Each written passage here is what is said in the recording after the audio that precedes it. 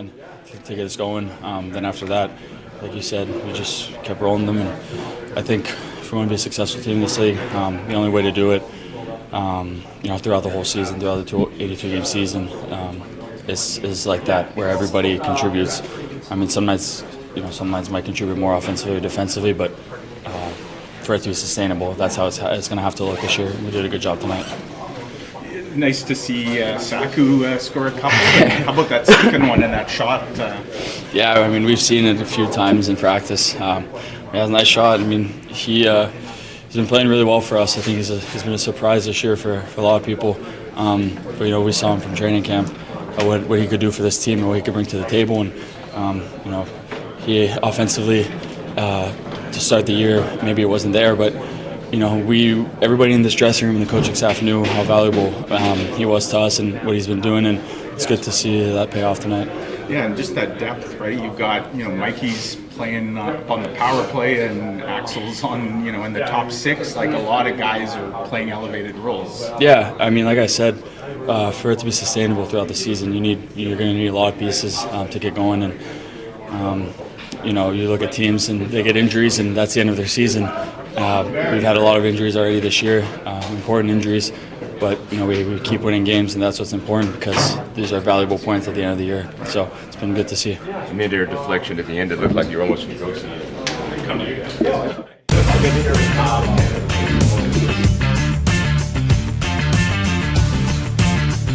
Yeah, I was excited. I mean, anytime you're out, it's a little tougher watching the guys from home or from the stands, but we played some great hockey over the past month or so, so I was really happy just watching the guys play as long as they kept getting wins. But Did your timeline move up at all? Because I think Rick had initially said maybe 4 to 5, and I guess I don't know what it ended up. It was about 4, right? Yeah. So was this like kind of the best case scenario to come back when you did? Or? Yeah, I mean, it's just been over 3 weeks and 2 days, I think. So I kind of had a timeline that I wanted to hit that was a little quicker than 4 weeks. I mean, everybody does, but honestly, I think it was a lot of luck, and also just having a great staff supporting me and helping me out, and everything just kind of fell into place and went on track just like I hoped. So it was good. Remind me again, the injury itself.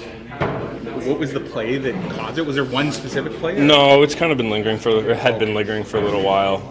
It was just a carpal bone that I got a little fracture in. It's fairly common in a lot of sports, I guess, or so I learned. But it just kind of got to the point where it was bugging me, and I couldn't really play effectively with it. So it was better to get it done, and luckily it was a little bit of a quieter month compared to what we have now. Sure. So just wanted to get it out of the way. So you step back in, and you're obviously thrown into a line with guys that you maybe haven't played much with, and you go out. Your line goes out and gets a couple big goals. That's a nice way to kind of come back. Eh? Yeah, I mean, I played with Tony quite a bit at the end of last year when I was here, and Saku through it this year. So I mean, we talk a lot as a team about all 4 lines wanting to look the same, play the same system, and just kind of play the same way. So for me, it was just kind of plug in and play. I wasn't thinking too much about who it was with, and obviously both of them made some great plays, and Saku came up with 2 huge goals for us. So you have surgery. Mason ends up having surgery. Yeah. Nikolai has surgery. Have you ever seen anything like that many guys in such a short time all go under the knife? Yeah, no, it's obviously it's not ideal, and we were spending some time with Stan as well when he's obviously still working his way back. So there was a big crew with us, but I mean, you just got to tip your cap to the guys in the room. Like I said, they did a great job, and it was often guys coming up who have played great hockey, guys getting put into roles where they maybe have a little bit more expectations. They were all awesome. So yeah, like you see a guy tonight like Mikey.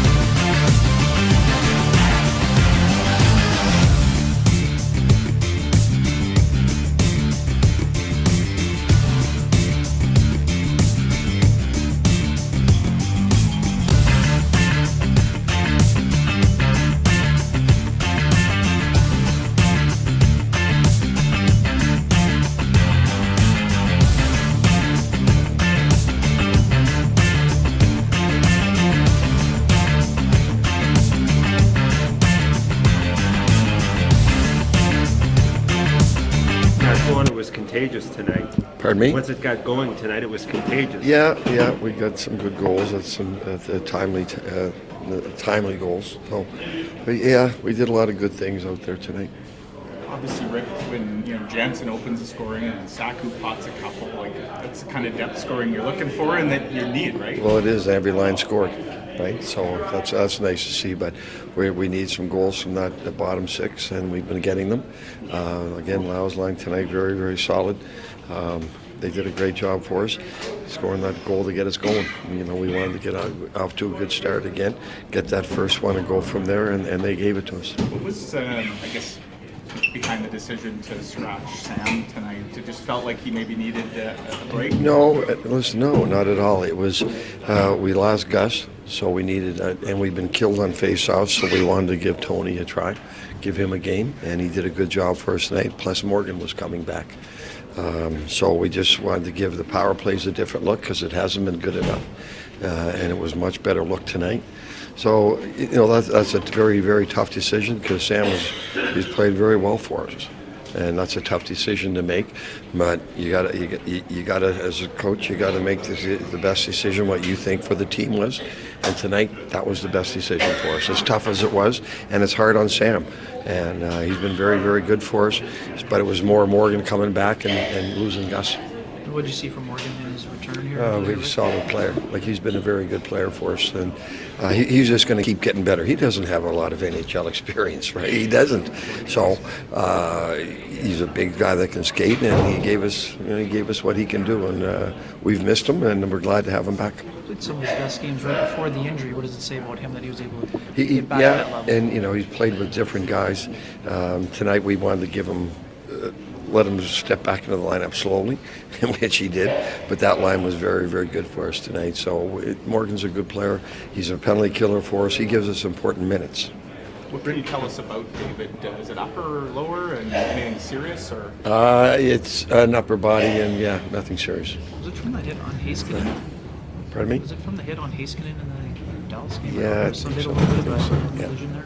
Rick, where do you 20 games in the season, 13-16, that's the best 2.0 record this team start matches. We're saying we're the Winnipeg Jets, 1.0, 2.0. Right, we're the Winnipeg Jets. What would you assess this team at right now? Where you're at? I think we're seeing what we're not seeing is more and more of the habits that we were seeing from last year and the first 10 games. So we're seeing a lot less of that and more of the way we want to play, which is the right way, which we saw tonight, holding the opposition down to chance against, shots against, and just playing the right way. So those first 10 games, it was you could see some things that they were playing like last year, and we're seeing a lot less of that. So we're going to keep getting better. Rick, just one on Blake. Sorry, Blake. This guy's age, maybe they slow down a bit, but it looks like he hasn't lost anything with sort of his elite vision and his passing. No, exactly. One to mark tonight, obviously. Yeah, and that those two guys have played together a lot over the years, so they read off each other well. And Blake's a smart guy, intelligent hockey player. So with age, you don't lose that. So he knows how to use his strengths. Rick, I heard you mention you felt you played faster in the second 10 games compared to the first. Yeah. How were you able to do that? Puck's movement. We're moving for each other in the zone. You see us in the neutral zone where the 3 lanes are filled. We're giving our D more options. So we're just getting the puck back a lot quicker, and we're moving for each other, and it's supporting the puck a lot better. You talked about structure coming into the year. What does it say about your group that you're near the top in goals against? Well, that's important to us. You don't win in this league without being there. You've got to play good, solid D because you get in the playoffs. And first of all, we got to get there, but it's defense wins. So it's all playing the right way and getting good habits now. Thank you.